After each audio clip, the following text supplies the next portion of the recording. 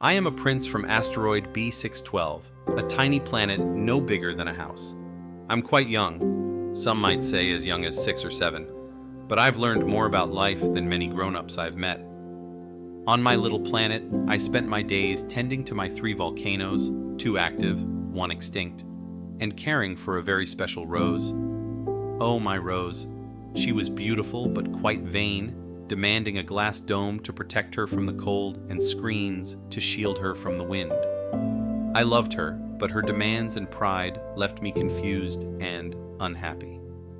So one day, I decided to explore the universe. I caught a flock of wild birds and let them carry me away. I visited many asteroids, meeting the strangest grown-ups, a king with no subjects who claimed to rule everything, a conceited man who wanted only admiration, a businessman who counted stars, claiming to own them, and a lamplighter faithfully following outdated orders. Each one seemed so busy with matters they thought important, but to me their lives felt empty and puzzling. Then I arrived on Earth, such a huge planet. At first, I met a snake in the desert who spoke in riddles about loneliness and returning to where one came from. I found a garden full of roses, just like my own, which made me cry because I had thought my rose was unique in all the universe. But then I met a wise fox who taught me the most important secret of all. One sees clearly only with the heart. What is essential is invisible to the eyes. That's when I met the pilot, a grown-up who was different from the others. His plane had crashed in the desert, and when I asked him to draw me a sheep, he tried and tried until he drew a box with holes, telling me the sheep was inside. I loved that. Finally, here was a grown-up who could imagine and dream like a child. For 8 days, we shared stories in the desert. I told him about my rose, my tiny planet, and my adventures. He tried to fix his plane while his water supply dwindled.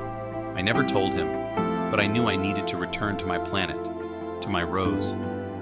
You see, I had learned that she was unique after all, not because she was the only rose in the universe, but because she was my rose.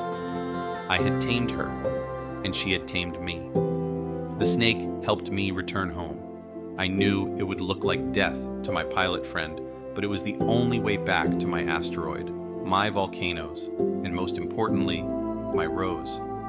Before I left, I told him, "The stars will be different for you now. When you look at the night sky, you'll hear my laughter, and it will be like bells ringing." I learned that love isn't about possession or pride. It's about responsibility and care. My journey taught me that the most precious things in life can't be seen with eyes alone, and that sometimes you have to leave home to understand how special it truly is. And now when I look down at Earth from my tiny asteroid, I smile, knowing there's one grown-up who understands this. A pilot who once drew me a sheep in a box and who now looks up at the stars and remembers our time together in the desert.